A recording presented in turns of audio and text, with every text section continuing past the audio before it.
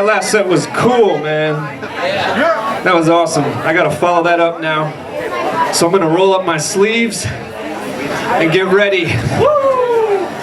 CX, killing it. The rest of the dudes up here, killing it. It was awesome. So this is great to be back in Baltimore. I lived here briefly. There's a lot of friends here, a lot of people who've seen this set before. Hey, Chester. This is the first person I saw. Chester's here. So a lot of you guys have seen this before, but for those of you who haven't, let me break it down. This set is a quest, and as with any quest, there are many decisions to be made. I'm going to leave it up to you, the beautiful people of Baltimore, to make the decisions tonight. I may call on one of you specifically. I may ask the whole audience what to do, but either way, a decision will be reached, and we'll move on to the next song together. Does that sound good? Cool.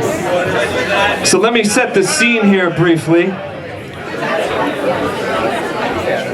It is 3:00 p.m. Whoops, open quick time, don't want to do that.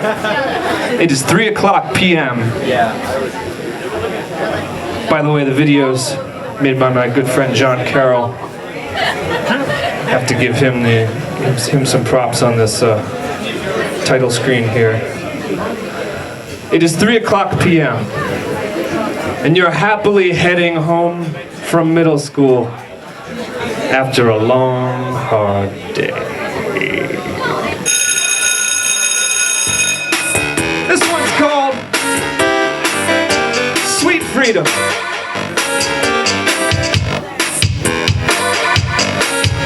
Goes like this. Freedom, sweet freedom. A federal holiday means a 3-day weekend. The Captain Crunch is waiting for you on the cupboard shelf, and those syndicated reruns are just gonna watch themselves. So you're scurrying home. You're making haste, cause youth is fleeting and there's precious little time to waste. Already 80% of your waking life is spent placating grown-ups, just enough to be rewarded with fruit roll-ups.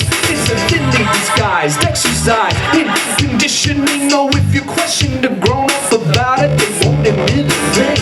Truth is you're being trained for the workforce. They're grooming you to be the company workhorse, like this guy. The present moment, you're still a happy youth with a plucky disposition and a bad sweet tooth. Making your way through suburban tract homes on a mission to satisfy an urgent snatch Jones. Suddenly, you stop dead in your tracks.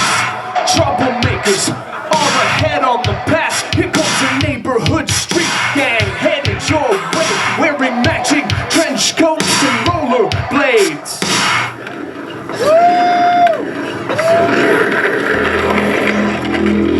Hey man, yeah, you. I got some really killer drugs for sale. You wanna try this new one? Just hit the streets. They're calling it jazz. The new drug on the street is called jazz. The first choice of the evening is, what will you do about the fact that there is a new drug called jazz on the streets? It seems to be overwhelmingly Chester, who I pointed out earlier, who you may remember from me pointing him out earlier, is just saying no. He's not caving to all this massive amount of peer pressure from both sides. Fuck it, we're getting jazzed up. Stay strong, Chet.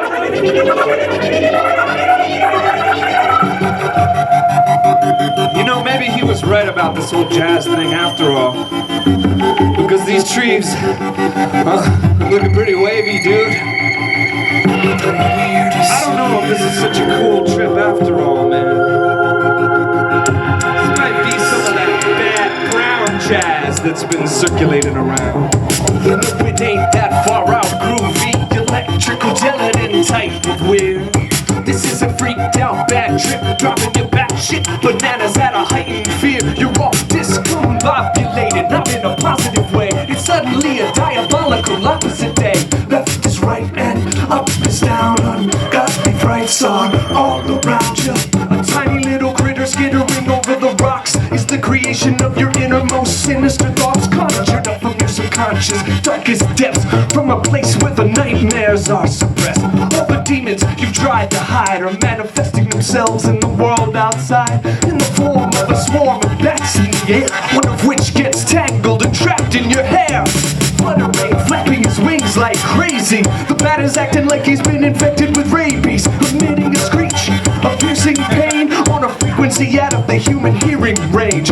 Within this transmission of high-pitched noise, you're able to make out a tiny voice. This little brown bat's got something to say. There's a message encoded in his radar waves. Help me, human, won't you listen to a future premonition? I've seen things, I've heard things. It's the season of the merging. Yes, the hour is at hand now. In the tower, they have planned out grand illusions and intrusions into human evolution. Now you're not quite sure what you've just seen, or what this prophecy could possibly mean. All that you know is that you're turning pale. It feels like you're gonna vomit up your entrails. Your bodily functions are going haywire. You're sweating like a pig in the flames of hellfire. It's looking like you're gonna meet your heavenly maker as a puny little pint-sized 7th grader. This is it, you're making your farewell, dying at the ripe old age of 12 from a drug the kids are taking for their enjoyment, but was probably cut with baking soda and rat poison. About to overdose, dead in the ditch. Fat lady is steadily taking it to the bridge. You've heard it said death is the ultimate high. Well, suppose you find out, cause you're going to die, die, die.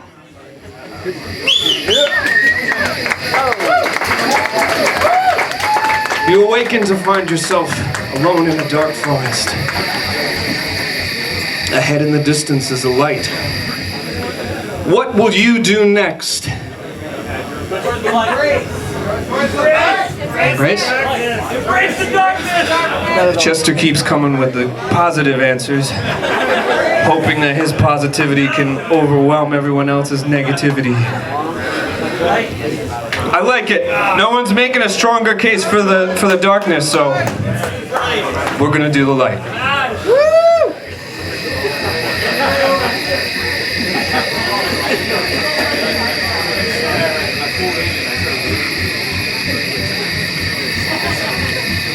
Uh-oh.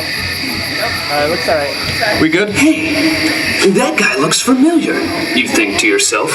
Why, it's Principal Shuttlesworth.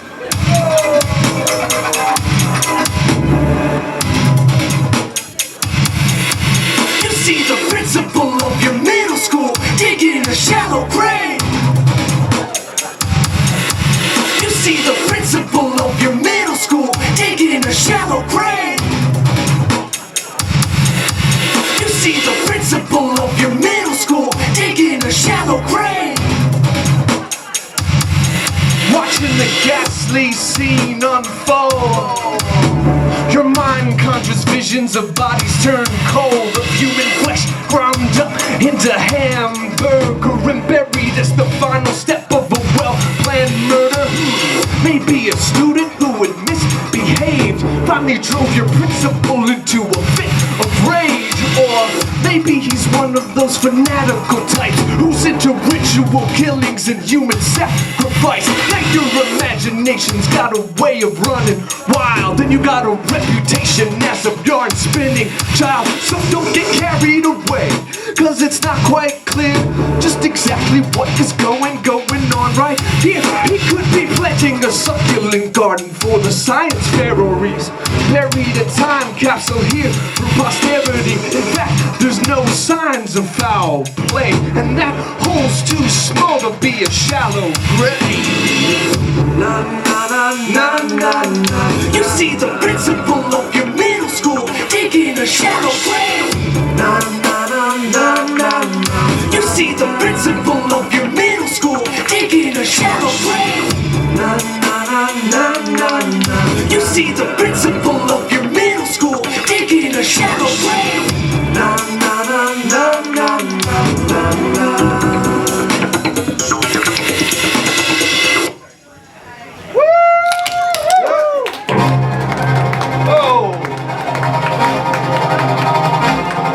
Quickly scan your surroundings and see two possible escape routes. Which one will you choose?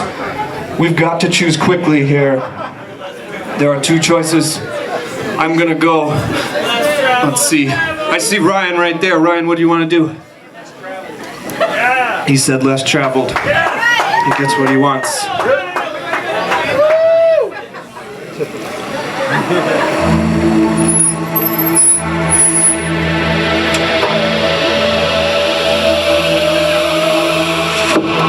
Dad! Boy, am I glad to see you. That's your father.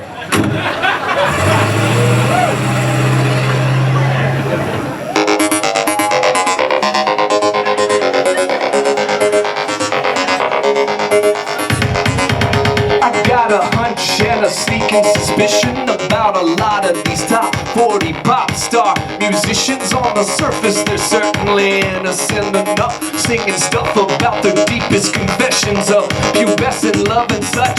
Don't let them pull the wool over your eyes. They're dressed in sheep's clothing like a wolf in disguise. Those flashy front men, so beloved and famous, actually are undercover government agents.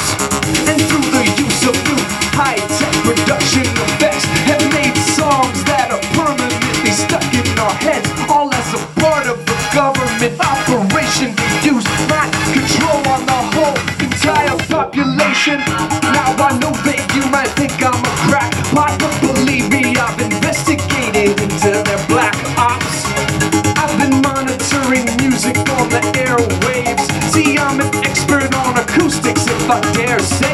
My analysis of patterns in the musical notation of the hit singles most usually in rotation leads me to believe a mystical force is at work, gaining control of the soul of every mortal on earth. Now I think I've figured out how to foil their aims and to stop these oppressors from possessing our brains. I've discovered the secret radio tower which broadcasts this music of unexplainable power. I'll admit we'll need some luck on this mission, but it's highly feasible to disrupt the transmission. The only thing I need is a willing accomplice. I'm gonna need your help to put a stop to this.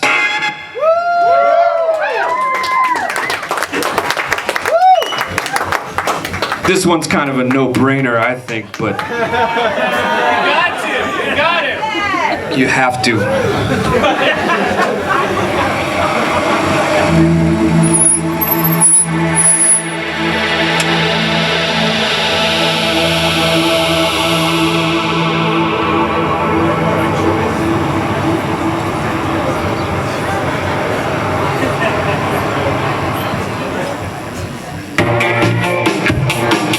The very next day, you're on a school bus packed with kids on a class trip. A candy cigarette dangling out of your wax lips. Bozos with yo-yos, Nerf and koosh ball, braces and pimples, nerds and goofball, hijinks, horseplay and hullabaloo, double dog dares for tall tales and gullible fools. All fun and games till some buffoon hits the principal's head with a water balloon.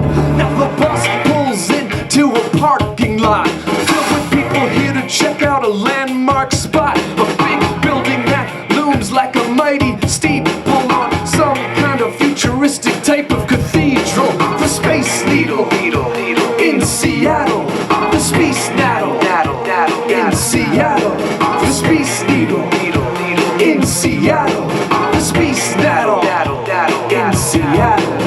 Finally you make it to the tower tip top. The elevator opens out into a gift shop. It looks pretty lame and you're restless and bored, so you decide to ditch out on the rest of the tour. Tell your buddies that you'll smell them later. Make your move real smooth right on back to the elevator. Hit the down button to make your escape, and somehow you end up in the Space Needle basement.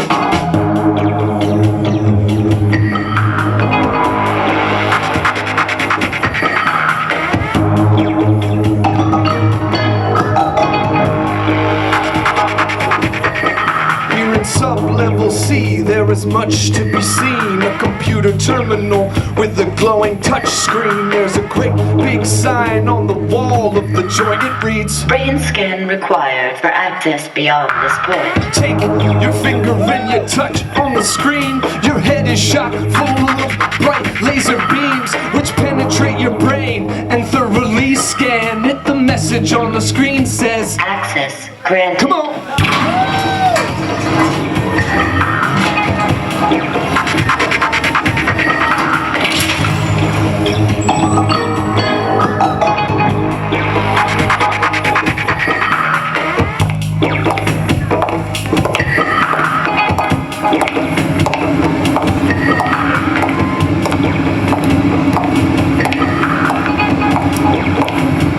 Left or right? The classic fork in the road situation. To the left is the exorcism machine. To the right, the quantum radio wave modulator. Left. Okay. Let's go left.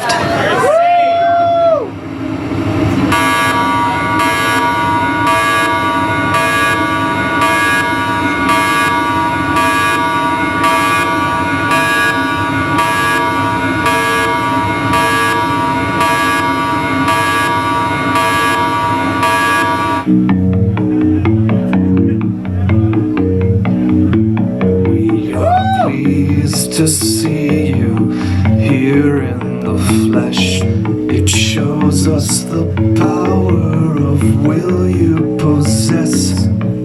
You are still young, but we're very impressed how quickly you've made yourself manifest.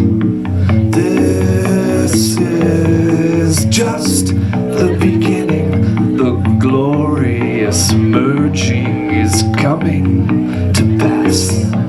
Everything that you are perceiving is being filtered through the senses of another living being.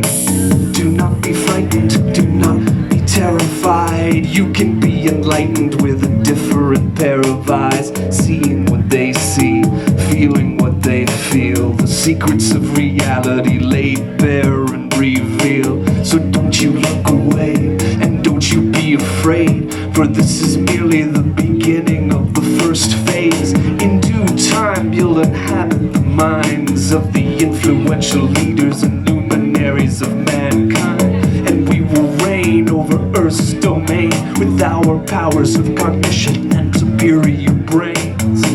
From Wichita to Islamabad, we'll be exalted with praise and looked upon as gods.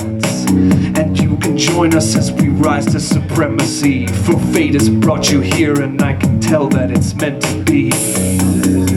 This is just the beginning. The glorious merging is coming to pass. This is just the beginning. The glorious merging is coming to pass.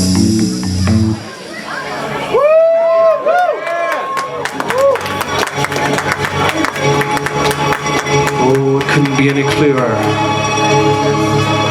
You are merely a parasite trapped inside of a human body, and you must escape!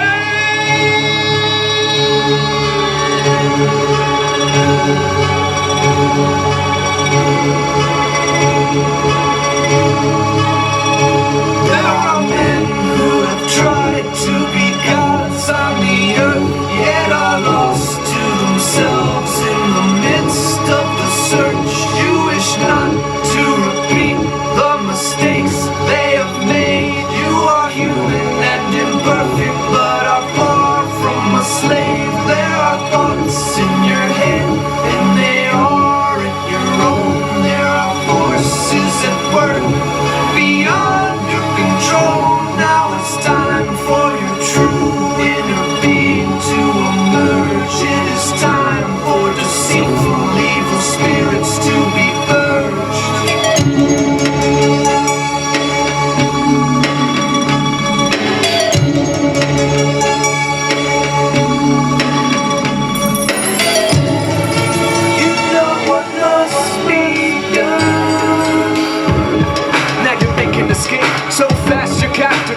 double take in one single bound. You're out the door into the underground compound corridors, moving your feet on the double through a network of elaborate tunnels, dodging possible apprehension by security cameras and obedient henchmen.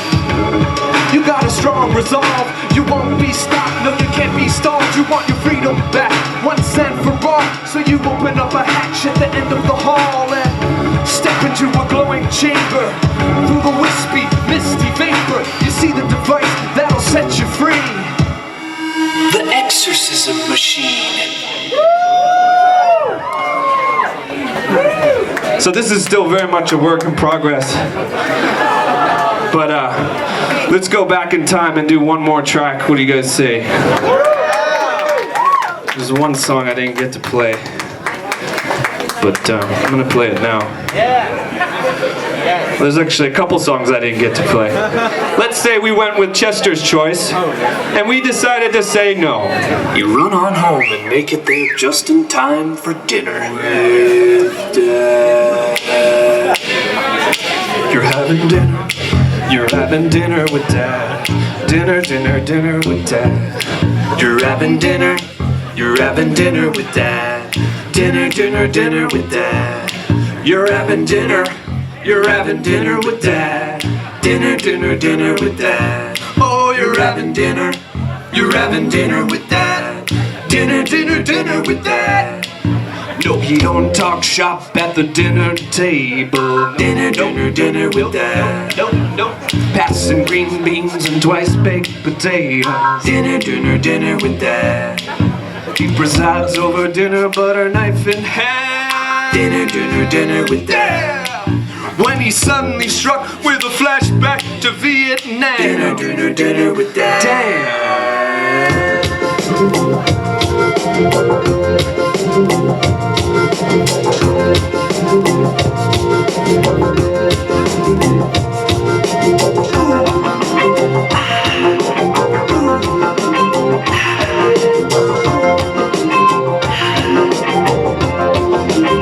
Your romancing blood and guts with those glassy eyes.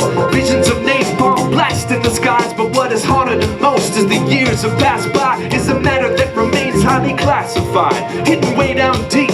He keeps the memory of an incident worse than any battle with the enemy, a chilling tale, a horror story that took place in a top secret laboratory. Uncle Sam had given the okay to an experiment with a mysterious code name, the aim of which to test the effects of a new drug on human test subjects. Your pops had witnessed the whole ordeal, couldn't believe his eyes, it was so unreal. In this room full of scientific thingamajigs were American servicemen being used as guinea pigs. Tubes were attached to the soldier's eardrum, squirting out a golden glowing serum, a powerful drug that went and raised hell, scrambling up the young men's brain cells. Dad snaps out of the flashback, back at the dinner table feeling like a sad sack, depressed and broken, barely able to eat another bite of his twice baked potatoes. Meanwhile, 3 miles down the road, a neighborhood street gang's about to unload a shipment of a drug of the exact same kind Dad had seen drive men out of their minds. The very same drug used in the experiment, now being sold on the streets of America. Teens are taking it and it's making them spat, and all the kids are calling it jazz. Dad's gotta stare like a mythical organ. Dinner, dinner, dinner with Dad. You realize eyeballs are mystical organ. Dinner, dinner, dinner with Dad. They don't just detect the light and movement. Dinner, dinner, dinner with Dad. But also reflect back the life of a human. Dinner, dinner, dinner with Dad. Moss Savora coming up next. Thanks, guys.